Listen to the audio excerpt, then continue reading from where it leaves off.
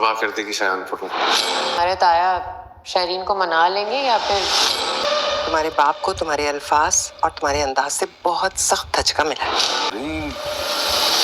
अब इंसान मर जाता है लेकिन उसके कहे हुए अल्फाज जिंदा रहते हैं। बताओ आगे क्या होगा तुम्हारा?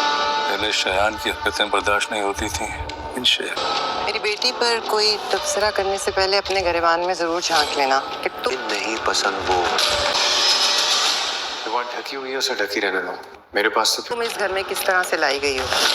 मुझे निकलती हो ना शहर में, हजारों लोग तुम्हें देखते होंगे, पहचान फिर कोई वजह, उसके पास कोई वजह नहीं है तब जाते होंगे कि उन्हें पता है कि किसी खबीस ने अपने लिए जहन्नुम खरीदी है। और सलीम साहब जो है वो शरीन के रवैये से बहुत ज़्यादा परेशान हैं और वो जो है वो किसी तरीके से भी शरीन को ये समझा नहीं पा रहे हैं कि फ़ाहम उसके लिए जो है वो एक अच्छा इंसान नहीं है। नेकी मेज़ पर जो है वो शरीन को उसका भाई जो है वो कहेगा कि मुझे जो है वो फ़ाहम बिल्कुल पसंद नहीं है, इसलिए तुम जो है वो उससे अपना रिश्ता ख़त्म कर लो। जिस पर वो कहेगी लेकिन मुझे वो बहुत पसंद है। ये सब बातें अंसा सुन लेगी और अंसा जो है वो अनस से बातें कर रही होगी कि इस तरह से पता नहीं क्या होगा, या शरीन जीतेगी या मुरसलीन जो है वो ताया तुम्हारे जीतेंगे, तुम्हें क्या लगता है इस बारे में। तो ये सब बातें जो है वो शरीन की अम्मी जो है वो सुन लेगी और उसे कहेंगी कि तुम्हें कोई हक़ नहीं पहुंचता, तुम मेरी बेटी पर तबसरे कर रही हो, तुम खुद भूल गई हो कि किन हालात में इस घर में आई हो। वो सब बातें तुम भूल गई हो जो तुम मेरी बेटी पर जो है वो बातें कर रही हो। जिस पर अनसा जो है वो कहेगी कि लोगों को पता है सच्चाई क्या है और मैं भी जानती हूँ, मेरा खुदा भी जानता है।